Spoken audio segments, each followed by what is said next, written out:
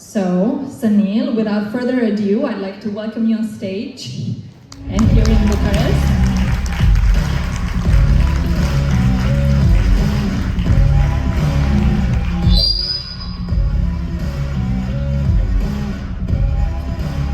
Thank you, Teresa. Can you guys all hear me okay? Yeah, I'm one of the guests that she mentioned that she switched to English for, so forgive me because I'm going to be speaking to you in English. I also will not be offended if you help yourself to some drinks. It might make my miniskirt the right length, but we have about 40 minutes that I was going to talk to you a little bit about innovation. So, as Teresa mentioned, I am the CEO and Chief Innovation Officer of a company called Proto. One of the things that I get asked working in innovation is technology good or bad? That's a regular question. I understand it. I always find it to be a little bit of a funny question because I never know how to answer it. And I can see why people ask it though, because you see these headlines, things like AI is this new superpower that we have, or Web3 is going to transform the web, which has already transformed our lives. Blockchain has all this potential for us. But sometimes even in the exact same publications, you read, well, actually AI is probably the end of humanity, all of crypto is a scam, the metaverse is this dystopian place. And so you hear conflicting messages about this stuff, and honestly, who's to know what to believe? But ultimately, it actually impacts all of us. And actually, I was pretty impressed to see that it especially impacts people in Romania, because this is an interesting development when you do what I do for a living, that the first AI advisor to an administration, that your prime minister has built this tool called ION. Has anyone engaged in this thing yet? Anyone? So it's more press than actual usage? Okay, that sounds right. That a lot of AI work is. That said, in theory, this scrapes public sentiment and anything that you guys are sharing in public environments, and then is a voice of the people to, in theory, help the administration understand how people are reacting, how they feel about certain subjects. That's pretty interesting because now AI is literally supposed to represent your population to your prime minister. So it does impact us. But ultimately, the question about it being good or bad, I'm going to reframe slightly. Technology is a tool. And like all tools, it can be good or it can be bad. I was laughing with Whitney about this because I was like, you know what's a good example of that? When you want to cut down a tree, an axe is a very good tool. If you kill someone with that axe, it's now a bad tool. It's very hard to make an opinion about the axe. It depends on how you're using it, quite obviously. And so I wanted to show you the technical definition of what a tool is, or technology is, which is the practical application of knowledge. And I thought this was important to think about because we spend a lot of time thinking about the application, but deciding what we're using it for and what our priorities are that we even want tools for, I think is arguably the more important question. And so I'm going to break this up into just talk a little bit about our relationship with tech. So the first thing is we have to figure out what drives us, right? Like what is it as humans, as humanity that we care about? Because that's the first step in figuring out what we even want to do. The second step is what tools we make. This one matters a lot. Amazingly, these two questions get skipped when people are talking about technology. Instead, most of the conversation is focused on this last piece, which is how we use our tools. It's how you end up with the question like, is it good or is it bad? Well, the question is, did we choose the right tools? Were we motivated by the right things? And then once we started using those tools, how did that change how we're motivated? I think this is a much better way to think about our relationship with tech. And there's something interesting about this relationship, and I think this is why the media tends to cover it wrong. It's the speed at which this stuff happens. Actually, what drives us as humanity is pretty slow. But the tools we make, that happens a little bit faster. And then the way we apply those tools, that happens very fast. And that's the part that feels like, wow, the things are really moving. I'm not sure if things are good or bad. It's ambiguous what's happening. But ultimately, those first two steps impact the third step. And I want to just talk a little bit about why I think the question is a little bit different. Instead of asking how technology impacts us, I'm just going to spend a bit of time talking to you about how we impact technology, because I think this is the more important question. So I'm obviously an innovation nerd. I've done a lot of work in the space. I'm a student of it. I'm also a teacher of it. And so, of course, I decided I'd use some of my free time to understand all of the greatest technology leaps that we've had as since modern civilization was born, arguably pre-modern civilization. And something is pretty obvious, which is there's more leaps. It is moving faster. That thing you feel, it's true. But what's interesting in this experiment is I wanted to figure out what was driving these innovations when you go back and look at them. And the list of these almost doesn't matter. Most people could agree. There's certain obvious things everyone points at as those are innovations that we can all agree on. I'm just going to choose 14 random ones across time because I want to talk about them as a group. And you see it starts from everything from gunpowder to optical lenses to antibiotics to a washing machine to the iPhone. Whatever you have is probably going to be somewhere included in this list. I'm going to use these 14 as an example. And the thing I started to notice is when I was trying to figure out what drives us is they kind of start to cluster into eras. Now these aren't like the way historians talk about eras, where it's like in 1831 this ended and this began. That's not it. But if you look at what the innovations actually do for us, the earliest ones are really about our survival. It's literally, how do we live? How do we live longer? How do we live when we confront our enemies? Those are the main innovations in the earlier periods of time, right? Then you move into this interesting era, which really was about expansion. This is a lot more about how do we get the most out of our land, our water, our air. Now we're still doing expansion with space. This is still a driver, but it's less the focus than recently. And you can tell this one feels different. The innovation era we're in now is convenience. It's almost insane to think convenience is what came after expansion, which came after survival. But that is actually how these things cluster together over 3 eras. And when you look at the 3 of them, you can learn a lot. And I'm actually going to look backwards for a second so that we can figure out what we can expect looking forward about that relationship with technology. So the first observation is just figuring out what drives us. As I said, you saw the kind of drivers: survival, expansion, convenience. But what's interesting about those is you'll notice they're higher order each time. And if you just use, and look, there's so many marketers in this room, I'm sure you all have way overseen Maslow's hierarchy, right? This is an overused framework, but it is super relevant when you talk about humanity as a whole. And basically what Maslow argues is the first thing that any human and any society needs to worry about is your physiological needs: air, water, things like that, right? And then above that, your safety needs. That makes sense too. You've covered the basics now. You want to protect yourself. Above that, love and belonging. These are your connections, your intimacy.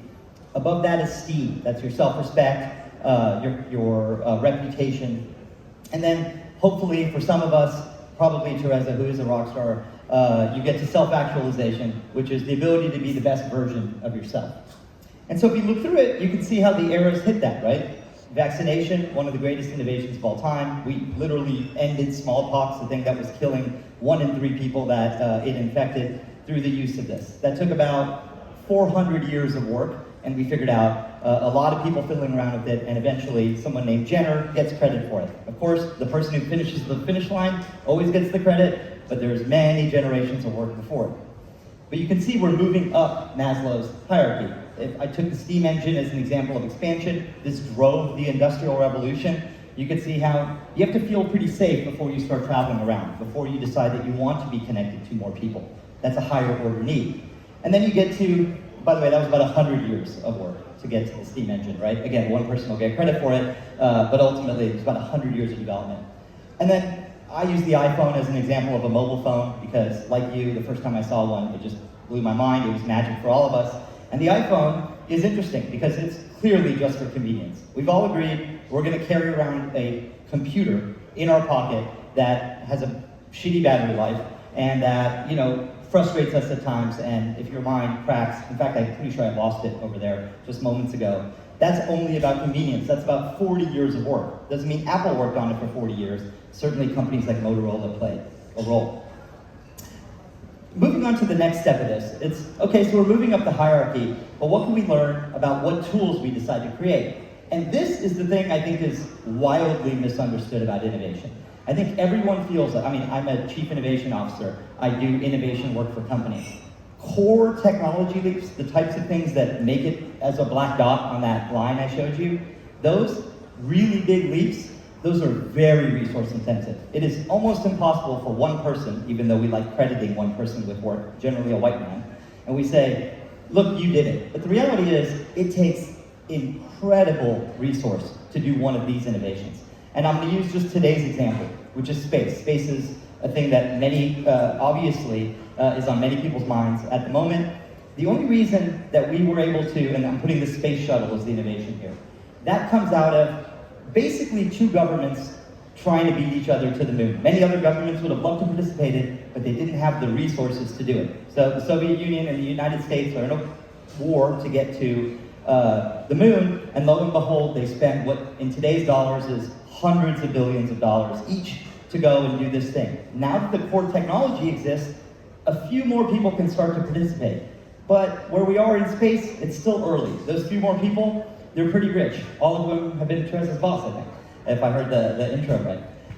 That is an interesting group, because this is a group of people that we can say, oh, space travel is being privatized. That's technically true. But it's being privatized by people that have such extreme resources that they can actually play in a game that tends to be limited previously to governments. For perspective, obviously that's Branson, Bezos, and Musk. Musk has a net worth of 250 billion US dollars. I'm sorry, I'm going to say all my numbers in US dollars, forgive me. I believe the GDP of Romania is 280 billion US dollars. That means basically, no. Yeah, he's going to give it away maybe. He might. But the point is, yes, it looks like this is privatized, but it's the equivalent of someone as rich as a country doing it. So the access is very small on these core technologies. But we're kind of ending up with reusable rockets. That's a major innovation we can all start to use, but someone else has to focus their resources. This is exactly where we are with AI. And this is one of the things I mean about misinterpreting how big innovations happen. AI is going to have about 110 billion US dollars spent on it just this year. So you all probably work at companies spending money in AI, know of people that are contributing to AI, and you go, wow, it's happening everywhere. We're all innovating together. Except, let me map these dollars out for you.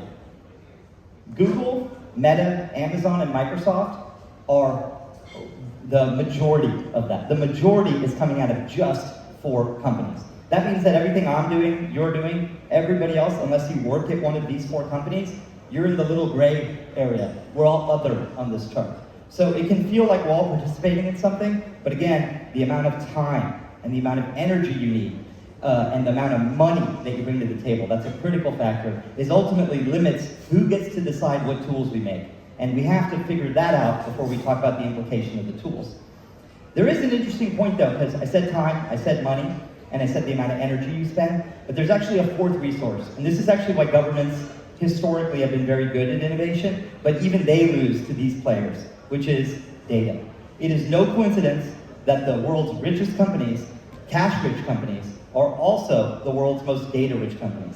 That's the resource that lets them build the huge advancements currently happening in AI. Again, we can play, but we didn't decide what the tools were. We get to play with the tools that they've made us. That's a core decision before we have a conversation about whether or not technology is, quote, good or bad. And that's an incredible resource that gets overlooked when you decide who's playing with what. And I'll bring that to our last kind of part of this cycle of how we use our tools, because this is really what gets a lot of focus, right? And here's where actually innovation gets exciting, and probably where, if you do innovation work, you probably work on this last leg of the cycle, which is the more people that can access those core technologies, again, that a very limited group chose, the more value the original innovation gets. You can see the incentive in it, but you can also see the interesting opportunity there. We actually have a chance to influence how things get used. And I'll use a simple example, the telegraph, which was something multiple European governments and the US governments basically invested in and brought to fruition. The telegraph was obviously, prior to the telegraph, communication was parcel and pigeon. Now, we suddenly have the ability to communicate very quickly. This changed foreign relations, it changed global politics, because governments spent money to lay a wire across the Atlantic. None of us can sign up and just go and do that ourselves. It takes that level of resource to do it. And it was mostly to communicate with diplomats, ambassadors, armies. Suddenly, you don't have to send someone out and hope they represent you well, but your central government, your capital, can start to actually have those conversations because they can tell you what to say and how to behave. That's a pretty good investment for a government. But the next user of the telegraph, which is probably the one we all think of, was business. And unless that transatlantic line, the technology of the telegraph and Morse code all got developed by a few group of people, these businesses wouldn't have been able to suddenly start building on it. This is the beginning of international commodities. These are where those markets were born, because suddenly we can actually do business across the Atlantic. That's a technology made for one thing and used a different way historically. But that's still happening today. So GPS, driven entirely by the US government, and guess what? It was to protect them from missiles. All of the GPS investment is missile defense. That's what it was created for. It's actually some of the greatest technology and science innovation in history. You have to have an array of satellites, you have to do real-time math, and through all of this effort, you can now figure out where anything is in a very small space, in real time, on the planet Earth. That's pretty amazing, but it was mostly so that that little monitor could tell you if a missile was coming, right? That motivated them. But the second they made it an open platform, and I credit the US government for that, because it is an open platform that now every single person in this room has GPS. All of us use it, you probably used it today. Apparently you sat in traffic with it today. Great, but that changes the value of GPS. You look back at GPS and you value it very differently. And now, that's just where we are today with GPS. You look ahead and we're trying to figure out its value when robots are using it. What happens when cars can drive themselves around? What happens when all of the Internet of Things can actually monitor itself and navigate the world? That's a whole set of value we haven't even yet figured out. That's the value of an original innovation changing, right? So what does that mean looking ahead? All right, Saneel, we get your history lesson, let's just get to it. Cool. So if you look at these technology leaps, I mentioned we're in the convenience era. When we think of convenience, you think of like the light bulb or the washing machine or whatever you want to put on that list. But what's interesting, and I was thinking about this, is if you look at the companies doing convenience today, the ones dominating convenience, actually it isn't the physical labor that they're saving us.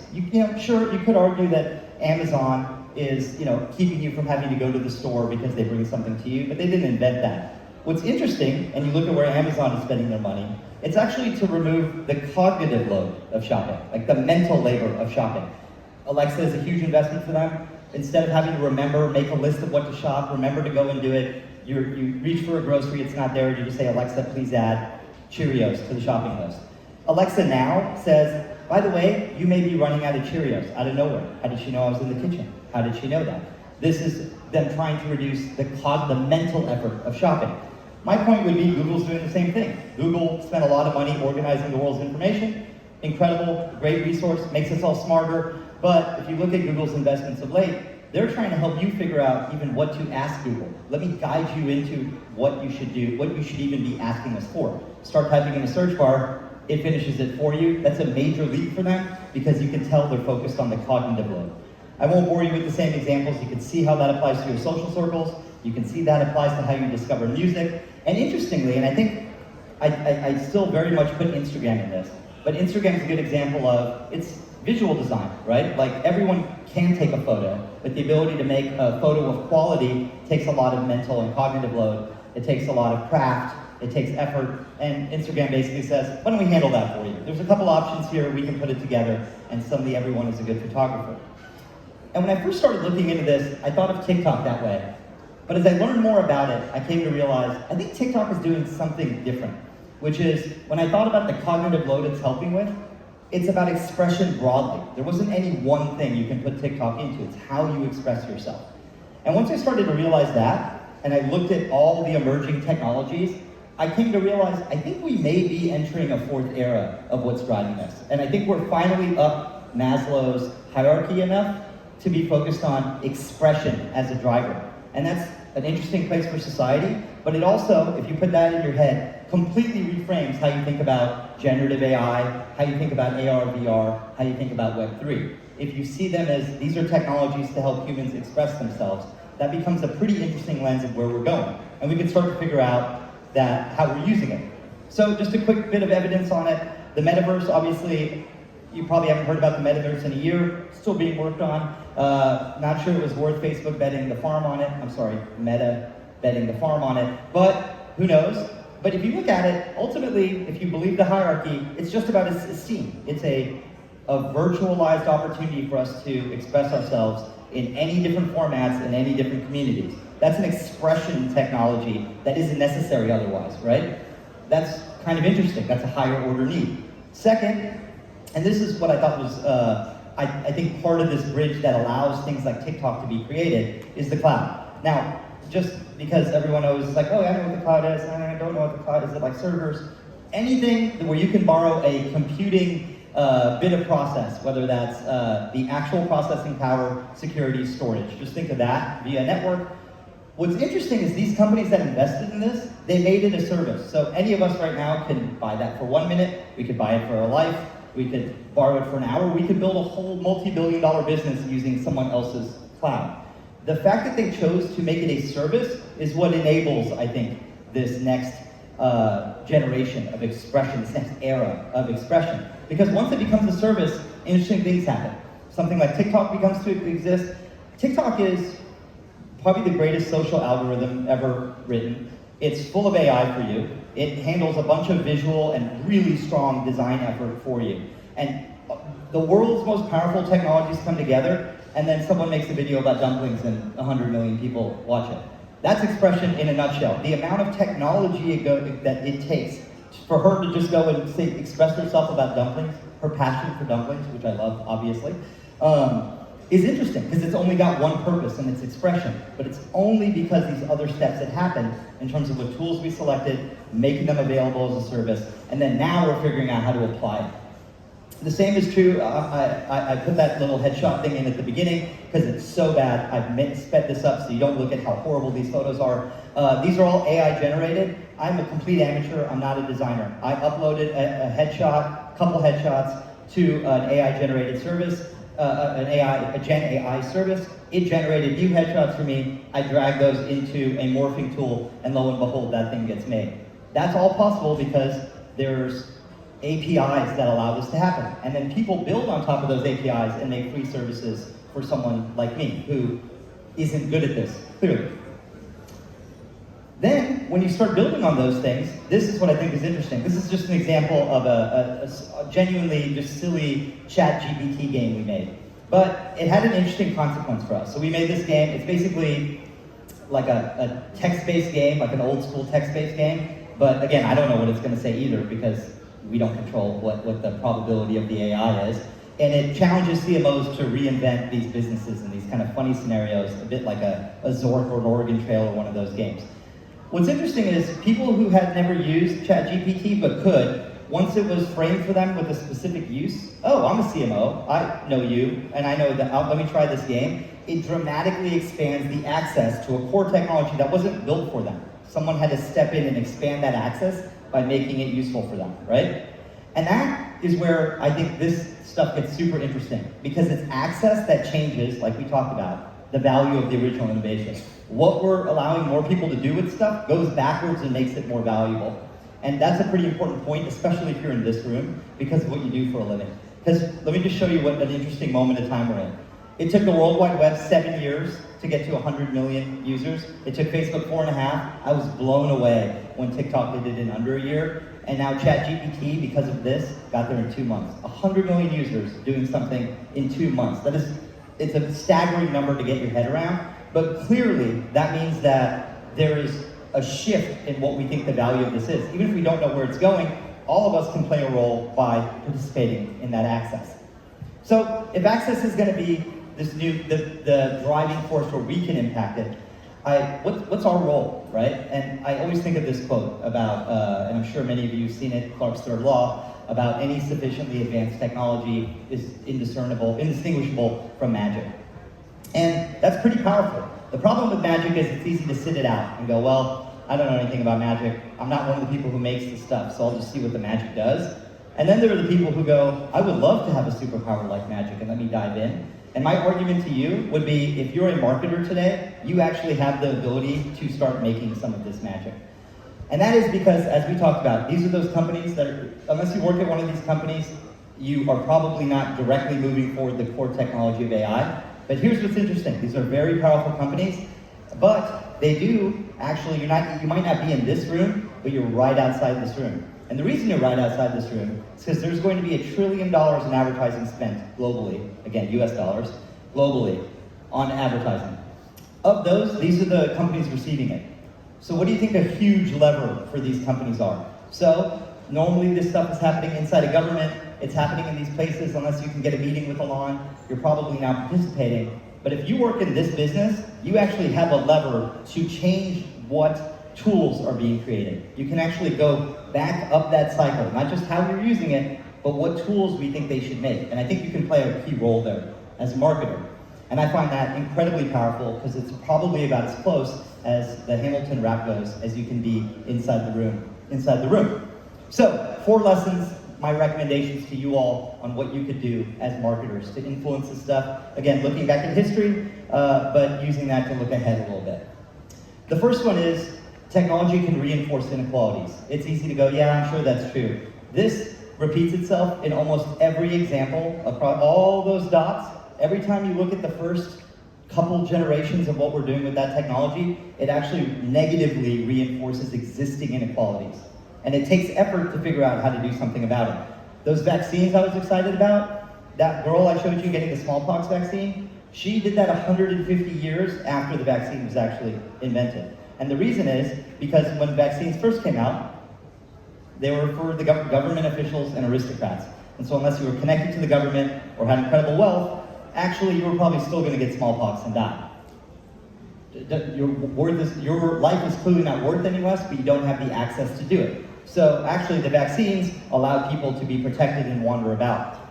That's inequality that being doubled down on. It wasn't until the WHO stepped in, the World Health Organization, fundraised, got countries to work together, and started rolling out what's actually pretty cheap to distribute to many people, work on those key technologies. This is true of healthcare today. We have a digital divide in healthcare. I shouldn't even talk about healthcare because I come from the US, one of the worst healthcare systems on the planet. It is the most unequal system in the world. I'm lucky I'm on the right side of it, but I'm only because of luck, no other reason.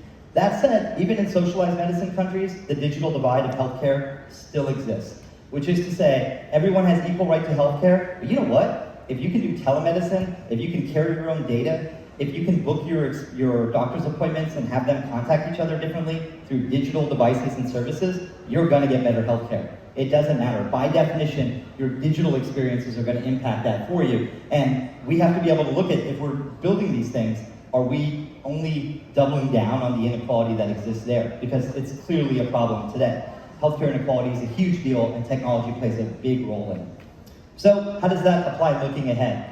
I pulled some stats on Web3 and they're kind of nuts because the inequality is already there. First of all, 2/3 of people working in Web3 are highly educated. Highly educated doesn't mean they just graduated high school, right? They have advanced degrees.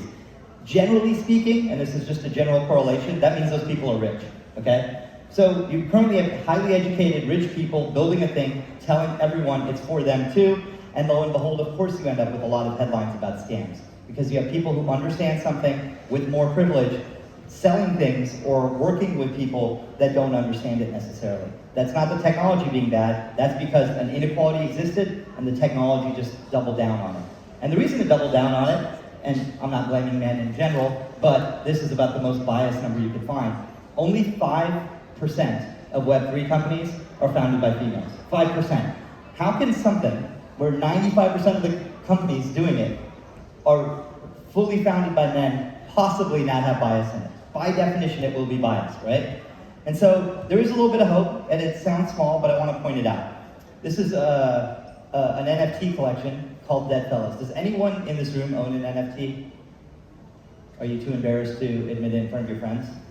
I see a couple of you kind of looking at me like, let's talk afterwards. Cool.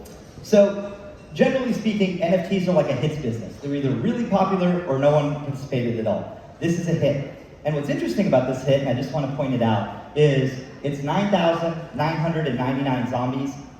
Sounds trivial, but it was the first major hit that had no gender bias in it in the way the art was represented. Because generally, if you're a man making NFTs, you tend to make men. And really, it's amazing. If you go through NFT collections, they are very masculine. And this actually had male, female, gender non-conforming, and amazingly, it represented humanity best while being an NFT about zombies. And I found that to just be both charming and interesting, and a little bit of creativity, a superpower that Teresa pointed out, helping reflect the right world back to us, even if they're zombies. So my one advice or recommendation or lesson I take as a fellow marketer is we actually have an opportunity to reflect and amplify what's happening appropriately and help fix some of the hard-coded inequalities that are already built into these new technologies. But we have to take that as our responsibility if we're going to have a creative superpower that impacts something. Let's not double down on that inequality.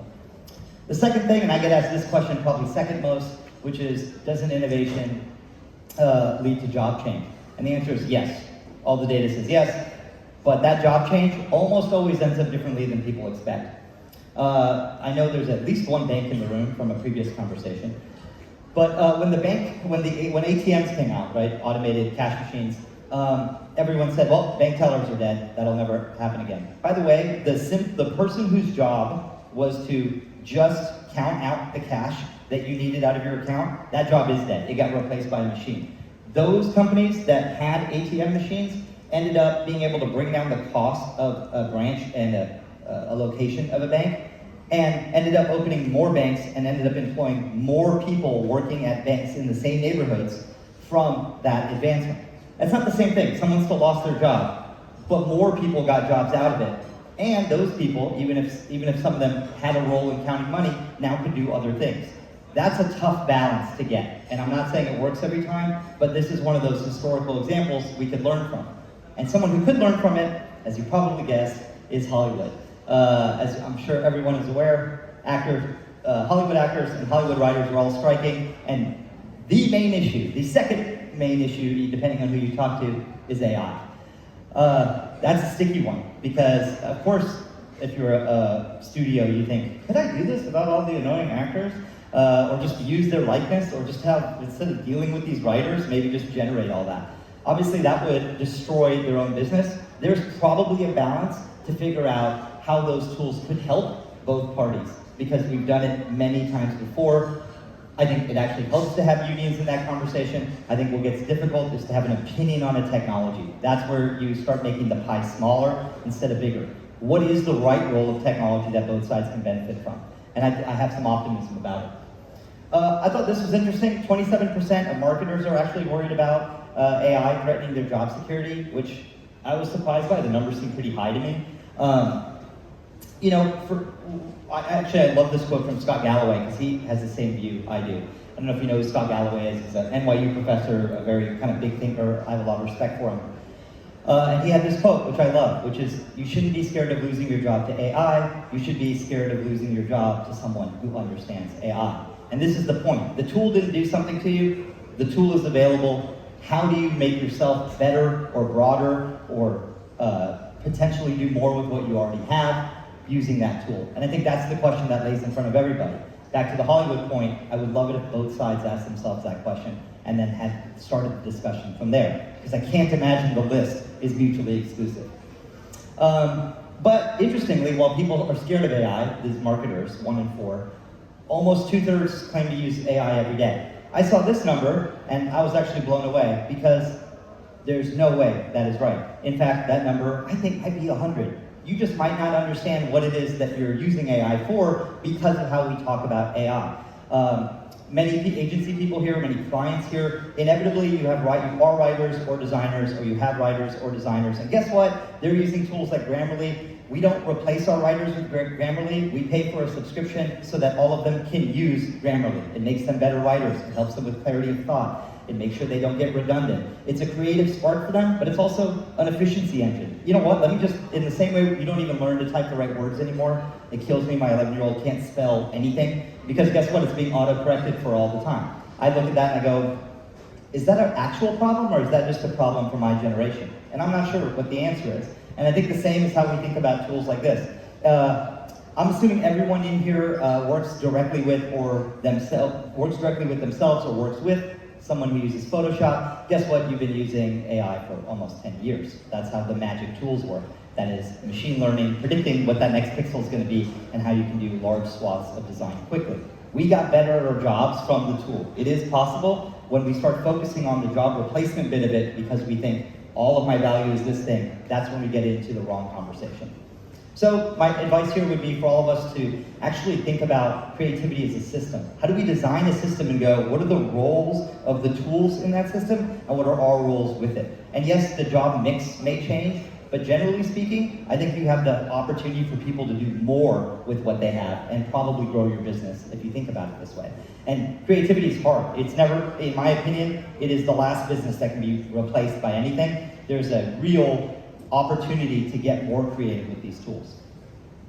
The third one, there's 4 of these for perspective, and then I will wrap, is that technology runs on the back of people. This is a clear observation when you do this history lesson in innovation. And it's sad, I'm sorry, I've told you some depressing stories, but there's a bar that can fix it for you afterwards.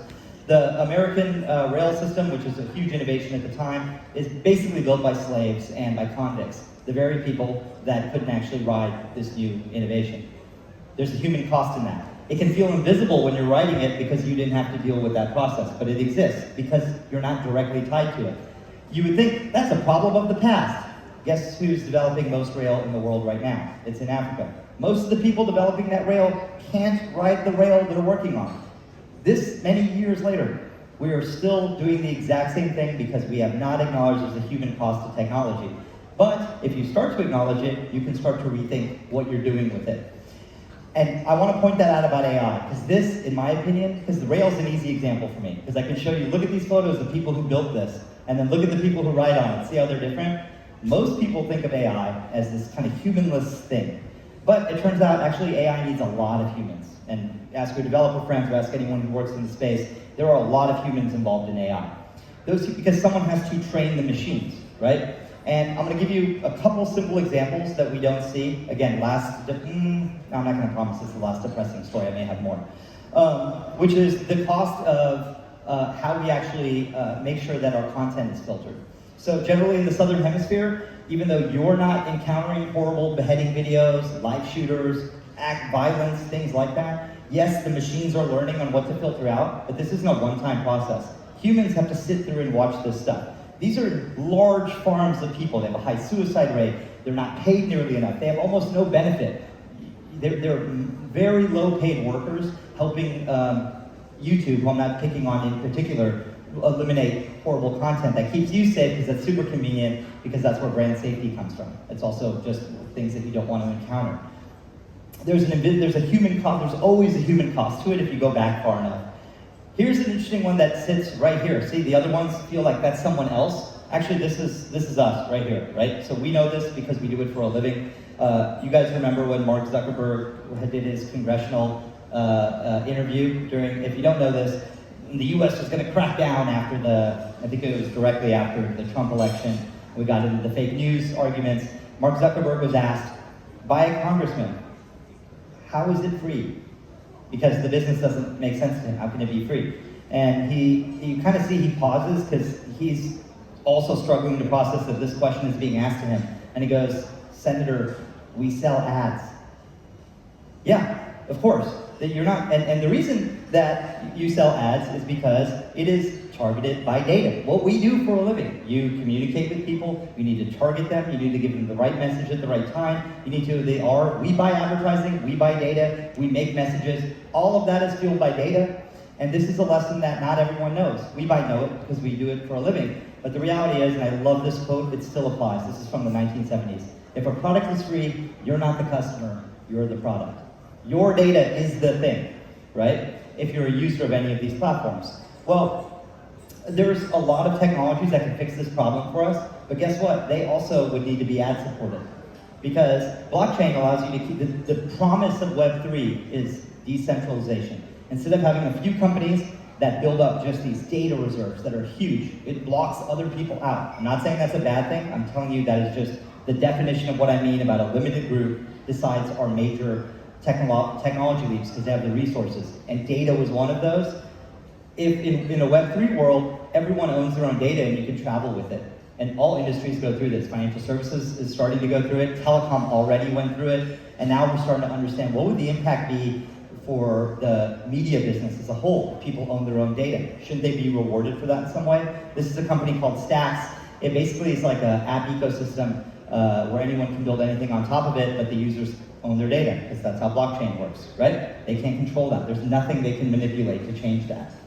So my argument would be, if you do this for a living and you fund companies that rely on users for value, you know what? Like I said, you're right outside the door. The lever that matters for these companies is ad dollars, marketing dollars. I think we have an opportunity to actually shift some of those behaviors. I'm not saying don't spend money with big players. Of course, spend money with big players, but maybe there's some of these other players with new models that we can start to experiment with, because I think there's something really positive in that, where we do have some power here. And I'll close by pointing out a fairly obvious one, but one that, this is probably the most repeated and scariest one of the group, but also I think the best opportunity of the group, which is historically, technology blurs reality and fantasy. It always has. The definitions change. When the various multiple country postal systems were all being developed around the same time, and we're trying to find a way to make sure that we could send mail to each other across countries. And in the mail, many people opened something and it said, because the difference in pricing and stamps in that other country to this country, you can invest and you can make money on your stamps, because actually to send 20 grams costs different in these neighboring countries, and you can arbitrage and make money on that. And that sounded like a great idea. So people invested. Here's the best part about this investment. If you get other people to invest, you can make even more money. And so more and more people started doing it. It came through the mail. It was about mail, right?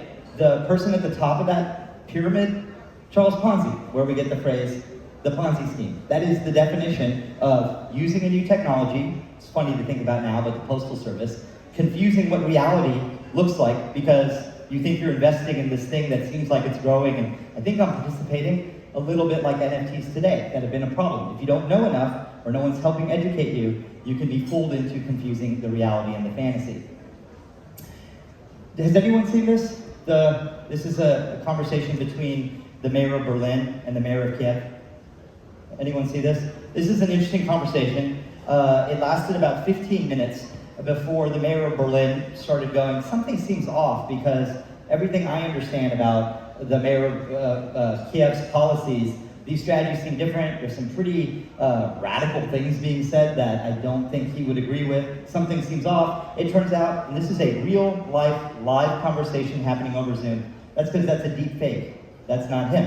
If there's enough content about you on the internet, then actually it's pretty easy to deep fake you. It's why government officials and celebrities get this stuff all the time.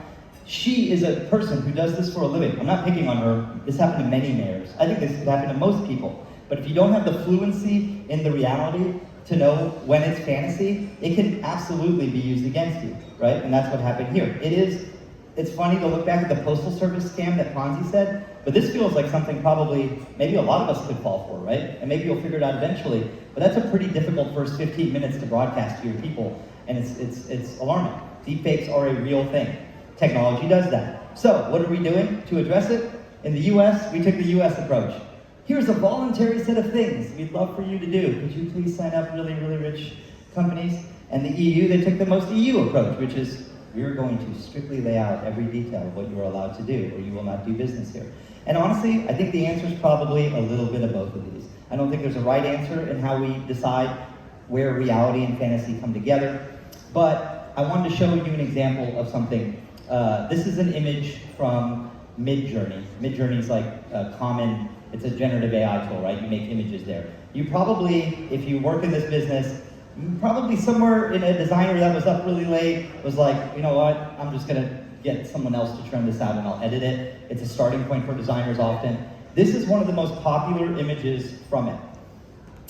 This image, if it was put next to the wrong headline, you could see how my dad would never be able to identify that. My sister would never know that's AI generated. I do this enough that I can recognize the genre, but at some point even I won't be able to do that, and those of us, of course, we can't all be right all the time. There's no scenario where you're going to get a collection of Native Americans together smiling at a camera. There isn't. But if you write something next to it that changes your perception of what you're reading about, how they feel about something, or what's happening to them because that image exists, and it looks real to you, you can see how we're no longer in these one-on-one deepfake things. You're starting to potentially completely misunderstand the context of what you're reading about. That's fantasy blurring reality. And so in that voluntary bill that the US put out, one of the things was all AI images should be watermarked. Watermarked is, instead of having to guess if that was an AI generated image, it would have a watermark on it and everyone would know. This is what I mean about balance. Google said, that's a great idea. We'll make sure that AI images are marked. I love it. This fake moon landing image is a famous one that also got shared in fake news. But look at how you have to go about it. That's not a watermark. That's like, hey, maybe we'll make sure it's somewhere in there. That's the tough part about finding this balance. How do we figure out where fantasy ends and reality starts? But we're going to have to find a way to agree as a system, because if everyone just makes up their own, and I give Google credit for this, by the way, but I don't think it's far enough, then how does a regular person, who, remember, the less educated you are, the less familiar you are with something, the more likely you are to be scammed. But a bit of closing inspiration here. I don't know if you all saw this. I think it won in Cannes or something. Yeah, Demetrius keeps track of every award. I like that. This is a campaign. It is a deep fake. That's David Beckham, for those of you who don't know. And it was raising money for malaria. Yes, we have the stature of David Beckham, someone a lot of people look up to and listen to. And yet, without him having to leave his apartment, he could speak to you in your local language. He could speak to you about your local places, like naming things around you, showing you the impact of malaria. And it felt very regionalized, very much this is him talking to me. That's fantasy, because again, he doesn't speak those languages, he doesn't know those places necessarily. But it was a very compelling pitch for people, and they did raise money for it. That's fantasy, but I think it's using fantasy for good.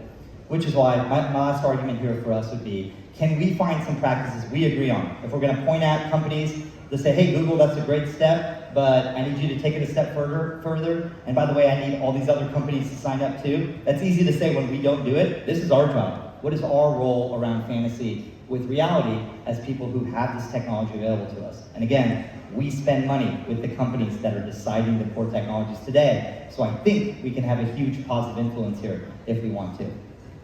So, closing, this is very quick. Ultimately, hopefully, you understood. I don't necessarily have an opinion that technology is good or bad. I don't think that's the right question. But the one thing I feel confident about is that it is made by us and shaped by us, and we use it. So let's all feel responsibility, because we're actually the ones right outside the door this is happening. Thank you guys. Appreciate it.